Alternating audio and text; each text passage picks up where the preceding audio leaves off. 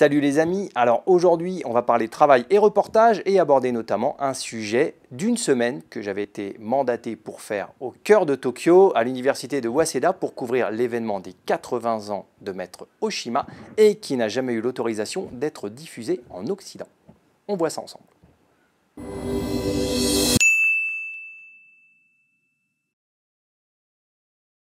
Alors quand on fait un boulot comme le mien, évidemment, monter un reportage, ça ne se fait pas comme ça. Généralement, il faut une moyenne d'1 an pour pouvoir avoir les autorisations nécessaires pour aller filmer, les autorisations administratives auprès des personnes concernées et de leur structure, parce que lorsque l'on va filmer par exemple un maître, le maître a beau, lui, être d'accord sur le principe, s'il n'a pas l'autorisation des supérieurs de la structure, autant de l'association que de la hiérarchie, on va dire, de sa voie martiale, tout ça, ça ne se fait pas, il faut justifier de tout, il faut respecter un certain ordre hiérarchique lorsque l'on s'adresse et lorsque l'on fait ces demandes-là auprès de ces gens-là, eh bien, c'est souvent très long. Donc, il faut à peu près 1 an, parfois plusieurs années, parfois il faut même, après avoir fait de nombreux reportages au Japon et avoir été officialisé au Japon, édité au Japon, il faut parfois passer par des Japonais, une agence japonaise spécifique qui va nous aider à converser, communiquer. Moi, c'était le cas avec justement l'agence de mon ancien collègue Kotaro Kobayashi, avec qui j'avais travaillé en 2002 à l'Andorre à Tokyo, qui donc s'était mis à son compte et qui me servait de point d'accroche au Japon pour faciliter les échanges d'un Japonais à des Japonais. Parfois, c'est beaucoup plus facile et un petit peu plus rapide, même si lui respecte bien cette hiérarchie aussi, et parfois c'est à se tirer les cheveux. Donc, il y a 10 ans, plus ou moins, j'ai été envoyé au Japon pour réaliser une semaine de reportage auprès de Maître Oshima. Pour célébrer ses 80 ans, c'était organisé par l'université de Waseda, bien sûr, puisque lui-même faisait partie de l'université de Waseda. On en avait parlé un tout petit peu dans le reportage que je vous remets là, il y a, je crois, 15 jours, 3 semaines, sur justement des principes philosophiques qui viennent du Bushido et qui sont appliqués au sein de la discipline de la pratique de Maître Oshima, notamment en Sambon Kumite et en Kumite. La devise de l'interdiction de reculer ou de devoir avancer vers l'adversaire, qui parfois est poussée un petit peu à son extrême. Aujourd'hui, le sujet dont je vais vous parler, c'est un sujet qui m'avait été commandé, mandaté, à la fois par l'université de Waseda et les éditions Karaté Bushido, pour pouvoir couvrir un très bel événement qui a lieu sur plusieurs spots différents. Déjà, un grand gymnase au cœur de Tokyo, le gymnase d'ailleurs qui hébergeait en grande partie des Occidentaux qui venaient participer au stage. Il y avait aussi des stages et une pratique très spécifique au sein de l'université de Waseda. Donc moi, ça tombe bien parce que je connaissais déjà bien à la fois le dirigeant et les pratiquants de Waseda, puisque je pratiquais déjà avec eux régulièrement. Il m'était même arrivé d'avoir eu le plaisir de donner une partie du cours au sein de l'université de Waseda, pour vous dire qu'on était quand même relativement proches. Et puis, il avait aussi eu l'opportunité d'avoir une belle cérémonie au cœur justement des locaux de l'université de Waseda, avec un beau repas, avec une belle remise de récompenses. Enfin, il y avait vraiment on va dire une semaine complète, assez bien ficelée. Donc, j'arrive et je suis mandaté pour faire complètement le récit de cette semaine. Il se trouve que ce récit et toutes ces petites circonvolutions, que ce soit au cœur de l'université de Waseda, au stade et différentes philosophies, parce que lui a énormément parlé, notamment du pardon et le fait de pouvoir vivre en paix avec autant ses amis que ses ennemis. Il a abordé beaucoup de thématiques qui sont superbes et justement qu'il me tardait de raconter.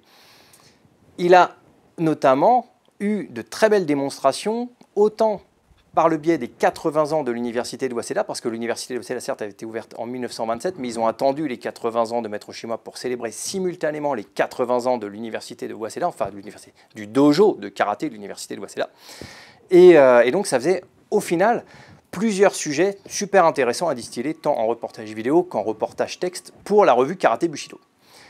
Et puis, chemin faisant, jour après jour, on s'approche de la fin du séminaire. Et donc je discute toujours, je fais beaucoup d'interviews avec Maître Oshima, j'essaie de comprendre un petit peu sa philosophie. Moi-même étant pratiquant depuis très longtemps, ça m'intéresse énormément. Je suis plus proche évidemment de la pratique de Keiyo et des élèves directs de Maître Funakoshi qui se trouvent à Keiyo. Maintenant, voilà, je suis ouvert à tout et je ne suis qu'un petit scarabée qui va apprendre auprès des plus grands. Donc plus il va pouvoir se révéler et plus moi je serai ravi de pouvoir apprendre de sa philosophie. Donc on discute énormément.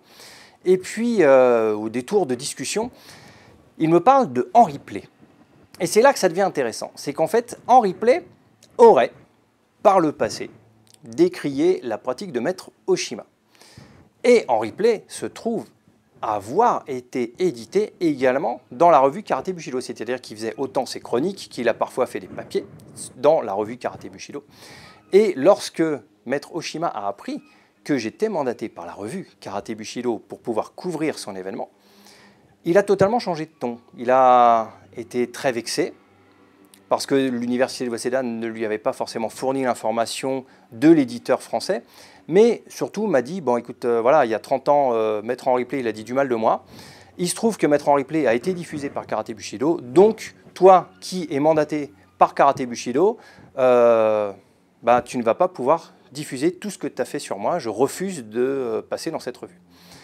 J'ai beau lui expliquer que la revue, c'est un média neutre qui n'est pas responsable des propos des auteurs ou des pigistes ou des reporters, et que de toute façon, le droit de réponse est toujours, même sur cette chaîne d'ailleurs YouTube, le droit de réponse a toujours été proposé à toutes les personnes qui soit sont en désaccord, soit qui remettent en question ou qui pensent avoir une vérité différente, soit des personnes qui ont une vraie vérité, peut-être que c'est l'auteur, le pigiste, qui se trompe, qui n'a pas bien vérifié ses sources, et dans ce cas-là, le droit de réponse est évidemment autorisé, applicable, ou quelqu'un qui se sent bafoué, qui se sent insulté, et qui veut justement intervenir sur ce sujet-là, parce qu'il est hors de question de critiquer quelqu'un gratuitement.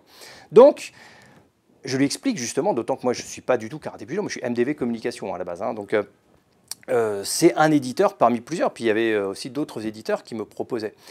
Et il m'a dit, dans le doute, arrêtons là toute collaboration. Et il se trouve que le soir même, il y avait un très beau repas, et j'étais pour célébrer ses 80 ans, et moi j'étais invité par le biais des maîtres de Keio. Et lui m'a fait refuser l'entrée justement sous prétexte que j'avais des incohérences à Karaté Bushido, donc si maître Henri Play avait dit du mal de lui, c'est que forcément j'étais quelqu'un de particulièrement mauvais, et que je risquais de dire du mal de lui. Ceci étant dit, évidemment, je n'ai pas l'autorisation aujourd'hui de vous révéler mon ressenti sur cette semaine de stage. C'est dommage parce qu'il y a beaucoup à dire, en bien et en moins bien, autant des choses positives sur la pratique que des choses négatives, même sur l'organisation, ou certaines choses qui m'ont, moi, fait énormément tiquer. Il y a des choses que je ne suis pas dans la possibilité de faire. Mais j'ai quand même pu profiter de ce petit tuto pour vous proposer déjà quelques images exclusives quand même, parce que ce sont des choses qui n'ont jamais été éditées nulle part ailleurs, pour le coup, puisque aucun éditeur n'a jamais pu avoir l'autorisation d'éditer ça de manière officielle avec un avis de reporter. Là, ce sont quelques images extraites, c'est-à-dire hors contexte, qui vont juste présenter un petit peu la pratique, les katas, ce genre de choses, sans mettre en contexte et sans mettre en interview ou en philosophie le maître. Donc pour ça, il n'y a aucun problème. Maintenant, c'est quand même très dommage de ne pas pouvoir aller plus loin dans le sujet pour quelqu'un qui malheureusement a parlé de pardon et d'avancer dans sa vie, d'être bloqué sur une vieille invective qui, justement, m'a tilté. Et donc j'ai essayé d'aller la rechercher un petit peu, cette invective, dans la revue Karaté Bushido. Je n'ai pas forcément trouvé ce que je cherchais, tout simplement, dans les archives. Et la seule chose qui me revient, c'est justement une... je l'ai là d'ailleurs, hop. La seule chose dont parlent les médias, c'est une interview de maître Henri Play faite par Henry Cook pour son livre, donc justement La Grande Histoire du Shotokan, et qui parle justement de l'arrivée de maître Oshima. Je n'y vois rien extraordinairement méchant, si ce n'est que dans cette interview et dans ce que disait maître Oshima aussi au sein de cette interview, c'est que lorsqu'il est arrivé en France, il avait trouvé le niveau des Français déplorable, qu'il avait été complètement estomaqué de voir autant de ceintures noires au sein des dojos français et qu'ils les avaient tous, on va dire, alors il y a une petite mine, une petite branlée, maître Play y compris, pour dire que voilà, la pratique n'était pas faite correctement. Alors, est-ce que ce sont des propos qui ont été détournés par l'auteur? Après, il faut, on va dire, remettre les pendules à l'heure. S'il y a un problème avec un auteur, on contacte l'auteur directement. Depuis, il n'y a pas eu de nouvelles ni dans la revue, ni dans quoi que ce soit.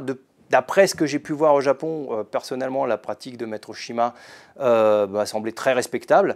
Il a un grand consortium d'élèves qui semble pratiquer très dur et qui semble très respectable également. En tout cas, j'ai discuté avec plusieurs Français qui étaient venus assister à l'événement, dont un très bon ami à moi que j'ai retrouvé là-bas, qui s'est mis au Franche Autocan justement et que j'ai eu la possibilité de revoir justement lors de ce stage. Ce sont des personnes qui portent de belles valeurs, qui portent de belles notions de pratique. Ensuite, l'organisation et toutes ces choses-là, il y a toujours des choses malheureusement à raconter qui auraient pu être très intéressantes et en tout cas très constructives. Ce ne sera malheureusement pas le cas. Tout ça pour vous dire que faire un reportage au Japon, c'est parfois très compliqué, surtout lorsque vous avez un éditeur qui vous envoie spécifiquement pour ça et que vous revenez bredouille ou que vous avez dû trouver d'autres choses pour rattraper le coup parce que ce que vous aviez prévu de faire n'était pas finalement possible. Voilà, c'était tout pour ce petit reportage oublié de la semaine. La semaine prochaine, on va revenir à certaines valeurs du Bushido. Ciao!